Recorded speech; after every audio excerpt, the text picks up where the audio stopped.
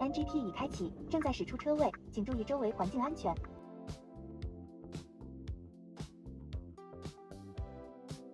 前方路口左转。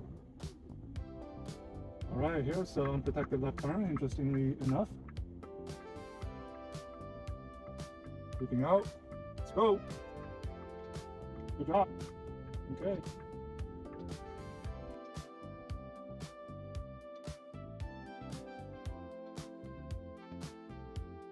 Alright folks, I'm in a Xpeng GX, the 1,585 kilometer all-wheel drive ultra flagship trim of the GX, which is the top trim.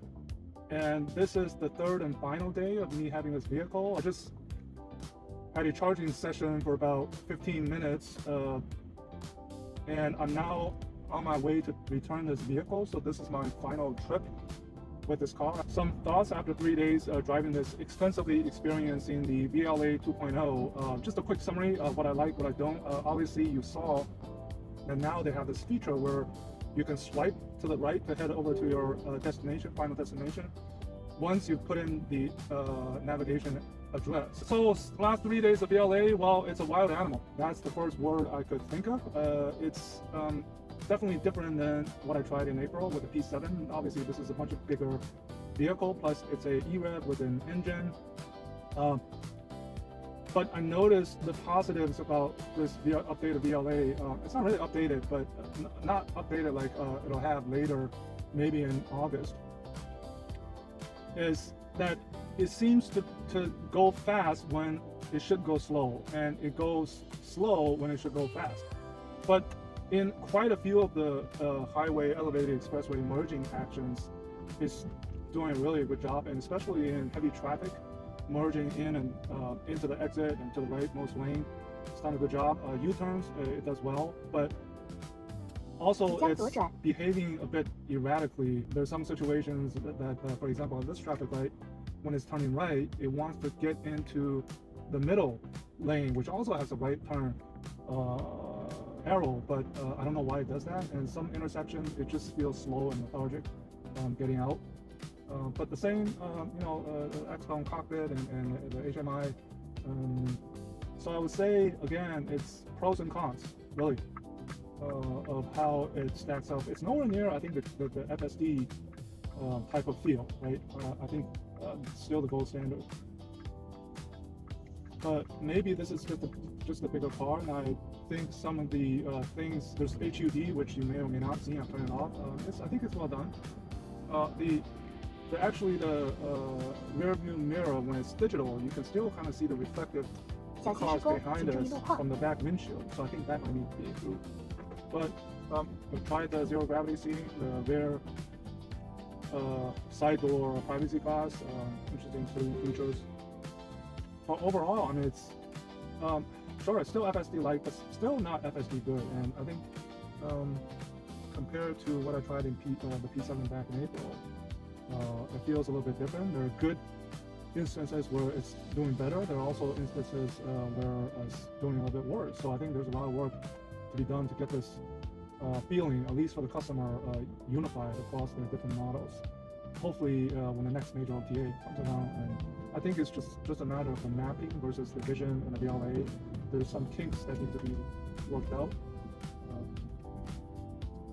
This is my final drive, heading over to the warehouse where I'll return this car, and hopefully get some other ones to try out from other brands in the next couple of weeks of my final remaining days in China and in Beijing. But this final trip, I'll put it on VLA and see how it does. Oh, and a preview of what I did interesting last night is my wife is from Beijing. So the family took this car from Shunyi, where we are, down to the center of Beijing where the Hutongs are, where the narrow alleys are. So that was a fun and wild night in Beijing in terms of how the VLA performed. Quite interesting. You want to stay tuned for that. It started out wild. You're going to want to see. But the rest of the way, it performed as expected, I think. With bugs, of course. Nothing's perfect. even FSD nowadays still have bugs. I try it all the time. One thing to mention is this has the interesting two new features. Is the co-driving mode, which it's actually well suited for this type of vehicle because when it goes slow, you just press on the gas pedal and let the car do the rest of the things on its own. The other thing is there's this park roaming feature where if you're inside a, let's say, apartment complex or industrial park or office building area, you can just put it on roaming and just let it roam around. I've actually tried it outside on the streets. It's also wild, interesting enough. But other than that, I think the system needs further improvement, definitely, further refinement. So you see it's going through this Jingli Lu, which is have been under heavy construction the last, I guess, maybe a couple of years. They're building out this extension of the Jingli Expressway out into the Ming area, so they're putting elevated highways up here. So you can kind of see the interface.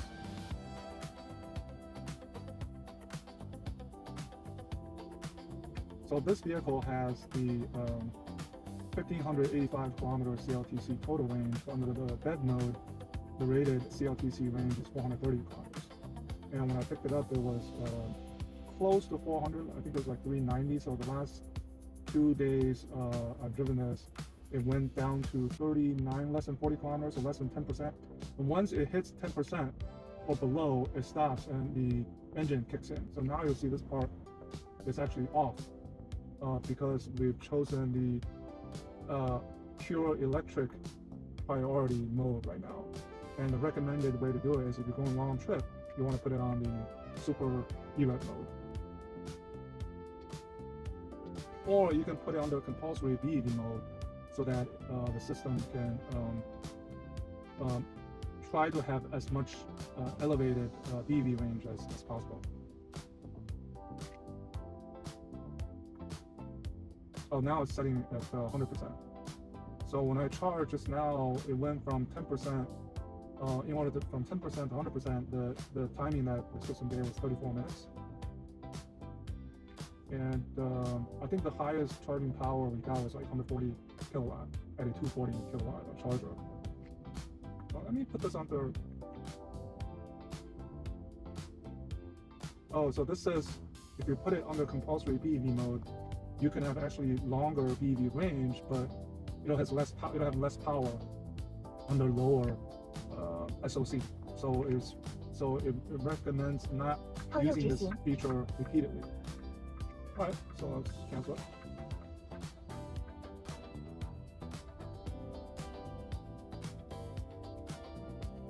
Oh, the other thing about this is, I think similar to what I experienced with my Tesla FSD, the vehicle when it tries to exit and merge out onto a ramp, it tends to do it at the last minute, toward the end. So like less than 500 meters, it makes that switch, which it does well, but it's sometimes I think as a driver behind the wheel, you kind of feel agitated a little bit. And again, stressing the other feature or comment to the Xpeng NGP is you have to have your hands on the steering wheel. If you don't, after like 30 seconds, you'll see this ding notice to tell you to put hands on the steering wheel. If you don't do it, there will be a red flashing notice on here to say, please grab the steering wheel immediately. If you still don't do it, I guess they have the emergency pullover. It'll pull over to the side of the road. I haven't tried it, but I hope to not try it at all. 你好，小 P， 在呢。请播放国内的流行音乐。好的，一起听歌吧。So I just asked it randomly for the Chinese pop. By the way, the audio system, the stereo system, it's got the surround sound, immersive, but the sound tends to be a bit deeper and not as crisp as the Li Auto's sound system. Now it's going to go through this roundabout. 即将通过环岛，请注意观察路况。 And go right. Yes.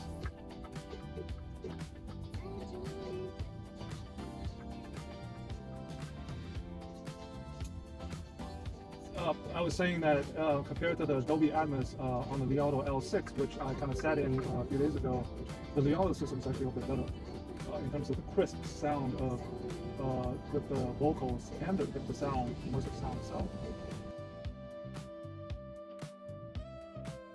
So you hear that ding ding sound, which means you want to put your hands on the steering wheel. The other ones, FSD is hands-free, Li Auto is hands-free. I don't know the other ones, I haven't tried, I will. But this is very specific to Xpeng, which gives you the nag of once in a while you to put your hands on the steering wheel. So you do like this basically, then it'll stop.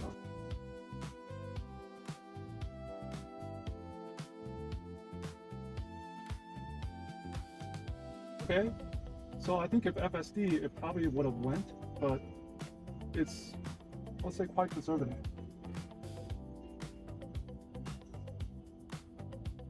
I don't know, I probably would have just pressed the gas pedal and went. 你好，小屁，听着呢。打开座椅按摩。主驾座椅按摩打开了。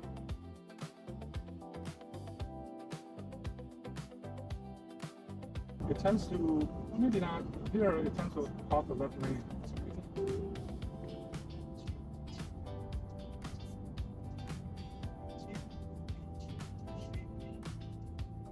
This circle here is grayed out because it doesn't know the speed limit here. But now I've set the max speed to 60 kilometers per hour. By the way, about this vehicle itself, the GX, I'm still not used to the size of this vehicle, especially parking underground. And just driving it, it's definitely not doesn't feel as nimble as the G6 or the P7 or the G7 or the Mona M03, which I have driven extensively. But it serves the purpose. I mean, the large 3-row 6-seater SUV market, you gotta have one of these. Almost every brand has one of these. If not, they're coming out with one of these.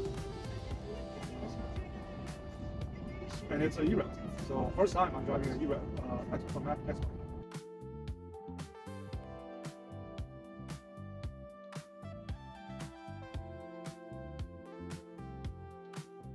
Hello.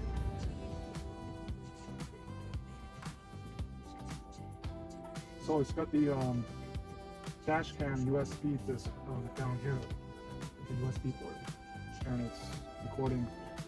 Sounds like it's recording right now. See everything.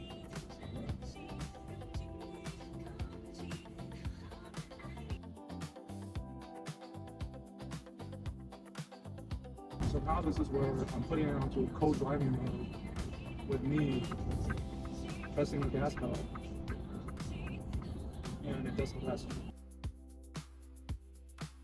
There's a right turn ahead. See, we're less than 200, 300 meters. Now at the final moment, it merges to the rightmost lane to make the right turn.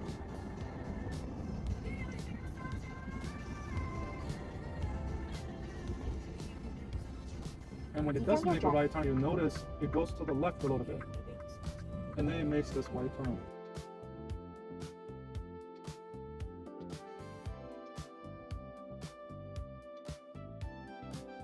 Actually going around the capital airport to the right. So it's basically going north to the west of it, and then east to the north of it, and now going south to the east of it. To get to the warehouse where I picked up the GX. And a bit of a trivia, this car has a license plate ending in number 5, which is restricted today, along with those ending in 0, restricted inside the 5th lane road. Even though this has got the green license plate, since it's a EREV with engine, it's still restricted. Only the BEVs are allowed to travel every day of the week, regardless of the restrictions. And here's the situation where now the right lane does not have any cars anymore. It's just going to wait here because we still need to go straight. I think this is the area where it can be improved, where FSD or other systems might went around it. There's another situation where the leftmost lane is a straight and the left turn lane. And now it's kind of stuck in no man's land.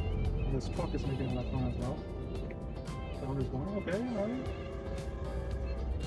Okay, tries to, now it goes around it. And now there's a tap on the brake. So this is an area that I talked about earlier, that there's some kinks in the system still. In terms of peace of mind of just everything just works. So there's some ways to go, Xpeng. Now we have the right turn upcoming, still in the left lane, less than 400 meters. It makes this consecutive lane changes at the very end, which it does pretty well.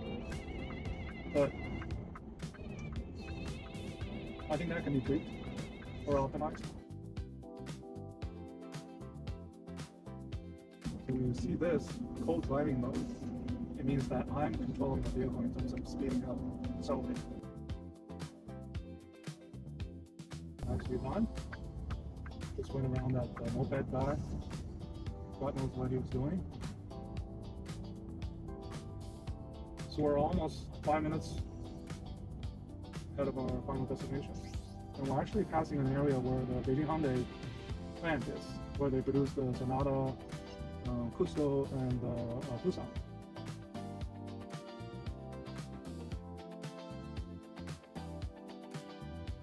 Actually accelerates quite fast out of in the light turns green. So, and then sometimes it goes into a lethargic mode. Yep. So just about a mile left, 3 minutes. You see on the left, Beijing Hyundai. So final summary is, I'll probably use what Dr. Liu Qianming, Xpeng's head of General Intelligence, said at the Munich launch event of the L03, that he basically said the internal testing results show that in certain scenarios, VLA is better, in others, FSD does better. So there are pros and cons. And that's my conclusion as well. There's pros and cons. There's still pros and cons. Where it does well in certain instances, but needs to be optimized in other instances.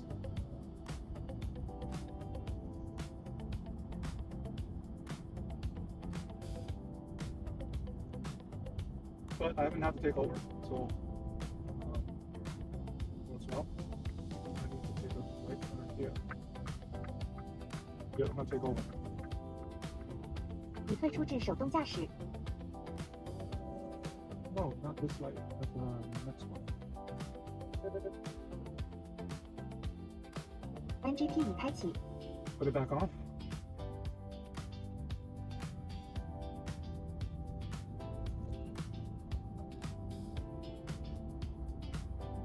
即将到达终点，为您找到3个终点附近的停车场，需要看看吗？不需要。So just asking for if you wanted to park at one of the 3 parking lots recommended, just like that. 苗小弟，听着呢。退出导航。帮你关掉导航结束，已切换为 NGP 漫游。 So now it goes into this NGP roaming mode.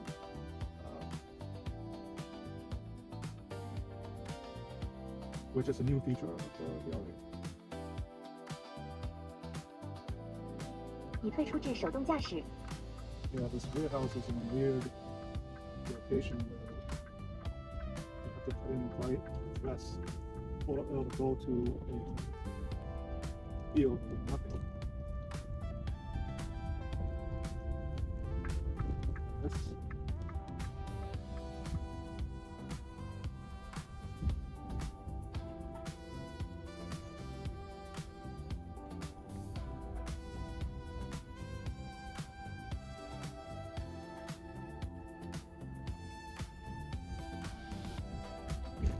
Oh, check out the ES9 dual tone.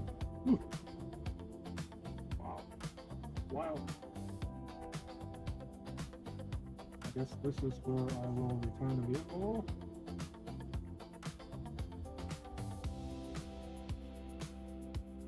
Alright, we're done. Bye bye GX. We'll see you or some other Xpeng next time.